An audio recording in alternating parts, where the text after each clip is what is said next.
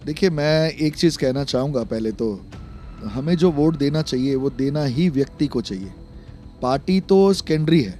Party secondary इसलिए कि जो अगर हम कोई वोट देते हैं, तो वोट वोट अगर हम मोदी जी को देते हैं तो वोट मोदी जी को नहीं जा रहा है, क्योंकि ये विधानसभा के इलेक्शन है। आप कांग्रेस को देते हैं, कांग्रेस को नहीं जा रहा है, उनकी शक्ल पे नहीं जा रहा है कि राजीव जी को या राहुल जी को आप वोट दे रहे हैं, ऐसा नहीं है।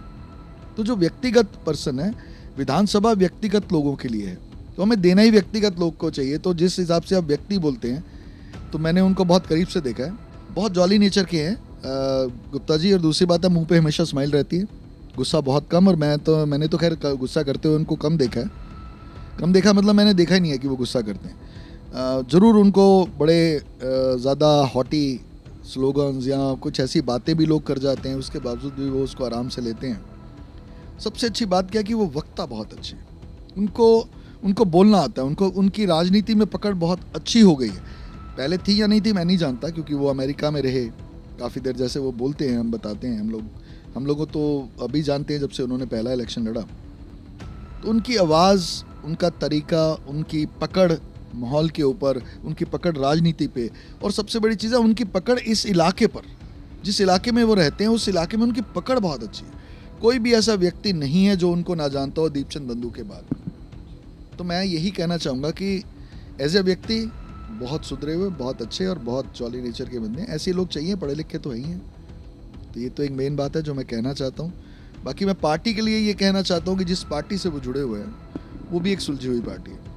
मैं दिली तौर पर केजरी जी को पसंद करता हूँ। एक अच्छा कॉपरेटर, एक अच्छा नेता हमारे देश के लिए होना चाहिए। अगर हम समझते हैं कि सेंट्रल में मोदी होने चाहिए, लोग जैसा समझते हैं, अच्छी बात है, होने चाहिए। उनकी भी कुछ गलती है। अब कोई लोग कहते हैं कि जी केजरीवाल जी नहीं होने चाहिए क्योंकि उन्होंने कुछ किया नहीं। मैं समझता हूँ कि कुछ नहीं किया हो तो लोग इतनी देर नहीं रखते। अगर कांग्रेस को 70 साल रखा तो कांग्रेस के कुछ नेताओं ने कुछ तो किया ही होगा। तो इतना जो है ये चीज़ जो है मैं कहना चाहूँगा कि अब वोट व्यक्ति को दें। आप कभी भी वोट पार्टी को ना दें। हाँ, पार्टी आपके लिए एक दिल की बात हो सकती है, बट फिर भी समझें कि विधानसभाओं के अंदर मोदी जी का कोई काम नहीं है, उसके अंदर व्यक्ति का काम है। वो जो आपसे इन टच रहे, जो आपसे जुड़ के रहे, काम उसका है। हमें ये भी समझ आती है कि लोग जो है, अभी जैसा सुना जाता है, मैंने देखा तो नहीं है, बट जैसे सुना जाता है कि लोग जो है पैसा जो है वो टिकट जो है वो पैसा देख के लाते हैं, पैसे से खरीदते हैं टिकट। तो डेफिनेटली जब हम कोई चीज़ खरीदते हैं तो उसका पूरा इस्तेमाल चाहेंगे, पहली बात तो ये है। तो फिर वो हमारा पहले इस्तेमाल होता है, पहले अपनी जेबें भरते होंगे, क्योंकि दो अपने घर से ही दे रहा है जो पैसा दे रहा है। तो फिर वो अगर वो दे रहा है तो फिर वो पहले कमाएगा, फिर हम पर लगाएगा। इतना कम लोग होते हैं भाई, मतलब बहुत कम लोग हैं जो सन्यासी की ज़िंदगी जीते हैं। जो वो नेता पहले के नेता थे, आज के नेता ऐसे नहीं हैं, मैं ऐसा समझता हूँ। बट फिर भी राजेश जी को जो भी मिला उन्होंने उसका इस्तेमाल अच्छे तरीके से किया। गलियां बनाई हैं, पार्क्स को भी काफ़ी हद तक ठीक किया जो उनके हाथ से हो सकता था। देखिए, हमारे इस इलाके के अंदर मेरी अगर आप बात करें तो अशोक विहार में 2 लोग हैं। हमारी इस तरफ फेज 3 के अंदर जो काउंसलर हैं वो हमारी पार्टी की हैं, बट हो सकता है उनके कुछ मनमुटाव या कोई भी दिक्कतें हैं, वो जानते होंगे। बट दूसरी जगह क्या है कि अगर फेज़ 2 में देखूं तो फेज़ 2 के अंदर जो है पूनम भारद्वाज जी हैं, जो अब पूनम शर्मा हो गई।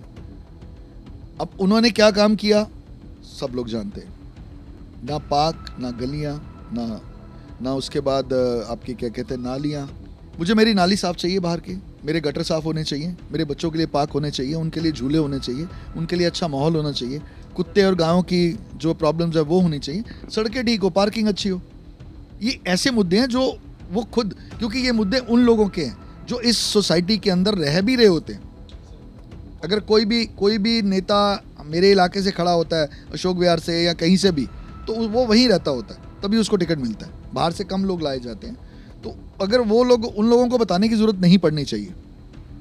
हमारे यहाँ नुकसान क्या है कि अगर आज लोग आते हैं और फिर वो चले जाते हैं, फिर वो कभी नहीं आते हैं। बट राजेश जी के अंदर एक प्लस पॉइंट है जो मैं कहना चाहता हूँ कि वो हर समय, हर मोमेंट पे आए हैं। अगर हम उनके पास गए तो उन्होंने काम कराए हैं।